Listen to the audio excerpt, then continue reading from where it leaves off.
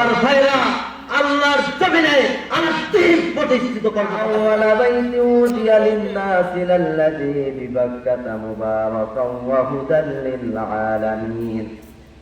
হযরত ইব্রাহিম আলাইহিস সালামকে আল্লাহ পাক রব্বুল আলামিন অনুমতি দিলেন, দুনিয়াতে তুমি মঞ্চ তৈরি করো, আমার হাবিব আসবেন, জনাবে মুহাম্মদুর রাসূলুল্লাহ সাল্লাল্লাহু আলাইহি ওয়াসাল্লাম আসবেন, মঞ্চ তৈরি করো।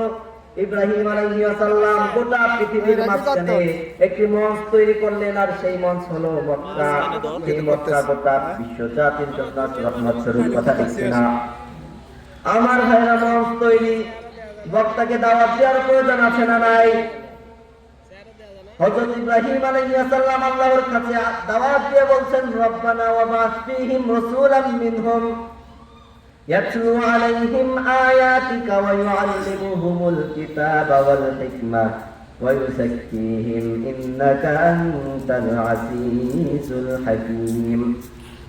আল্লাহ পাক রব্বুল আলামিনের কাছে দোয়া করছেন, হে আমার রব, আপনি আমার সন্তানদের মাঝে এমন একজন রাসূলকে পাঠান যিনি নাকি তাদেরকে আপনার আয়াতগুলো তেলাওয়াত করে শোনাবেন, যিনি নাকি তাদেরকে জ্ঞান শিক্ষা দিবেন, হিকমত শিক্ষা দিবেন, কিতাব শিক্ষা দিবেন,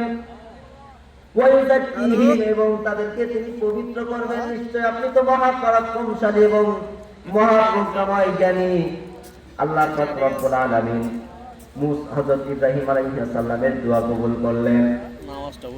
আমার ভাইয়েরা, হাদিসে বর্ণিত আছে, কানাত বানু ইসরাঈলা তাসুসুহুমুল আমবিয়া। বনি ইসরাঈল জাতির মধ্যে যখন একজন নবী মৃত্যুবরণ করতেন, কুল্লামা হালাকা নাবিয়্যুন খালাফাহু আখার, সেই নবীর পরিবর্তে আরেকজন নবীকে আল্লাহ পাক রব্বুল আলামিন প্রেরণ করতেন। এইভাবে বয়ান চলতে থাকলেন। প্রধান অতিথির আগের বক্তা হযরত ঈসা আলাইহিস সালাম চলে আসলেন।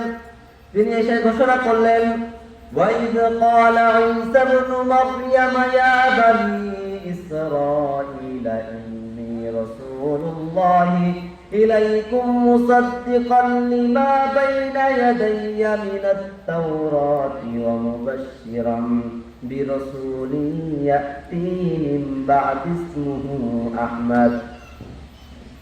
হযরত ঈসা আলাইহিস সালাম এসে ঘোষণা করলেন, হে আমার কওম, আমি তোমাদের পক্ষে তাওরাতকে সত্যায়ন করে আল্লাহর পক্ষ থেকে রাসূল, এবং আমার পরে আসবে এমন একজন রাসূল যার নাম হবে আহমদ। তোমরা প্রত্যেকেই তার প্রতি ঈমান আনবে। কথা সংক্ষেপে নিয়ে যাই, কথা বলতে শেষ করতে হবে। প্রিয় ভাইরা আমার, নবী করিম সাল্লাল্লাহু আলাইহি ওয়াসাল্লাম দুনিয়াতে আসলেন, প্রধান অতিথি চলে আসলেন, এসে ঘোষণা করলেন, কুল ইয়া আইয়ুহান নাসু ইন্নী রাসূলুল্লাহি ইলাইকুম জামিআ। তিনি এসে ঘোষণা করলেন, আমি তো প্রধান অতিথি চলে এসেছি, আমি হলাম বিশ্বনবী জনাবে মুহাম্মদুর রাসূলুল্লাহ, আমি তোমাদের সকলের প্রতি প্রেরিত আল্লাহর রাসূল। এবং আল্লাহ পাক রব্বুল আলামিন বললেন, ওয়া মা আরসালনাকা ইল্লা রাহমাতাল লিল আলামিন।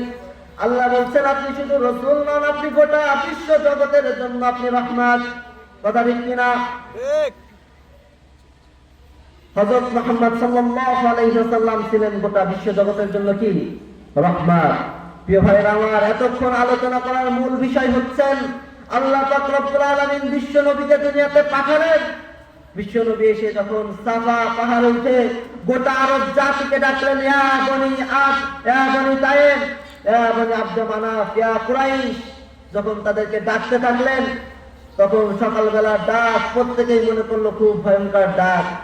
তখন আল্লাহ নবী ঘোষণা করলেন, আর আইতুম লাউ আখবারতুকুম আন্না খায়রান বিল ওয়াদি তুরিদান তুগিরু আলাইকুম আনতুম মুসাদ্দিকিন। আমি যদি তোমাদেরকে বলি উপত্যকার ওই পাশে এক বিশাল শত্রু বাহিনী তোমাদেরকে আক্রমণ করার জন্য অপেক্ষা করছে, তোমরা কি বিশ্বাস করবে আমার কথা? আমার ভাইরা, তখন তারা বললেন, আল্লাহু মা জাররাবনা আলাইকা কাযিবান।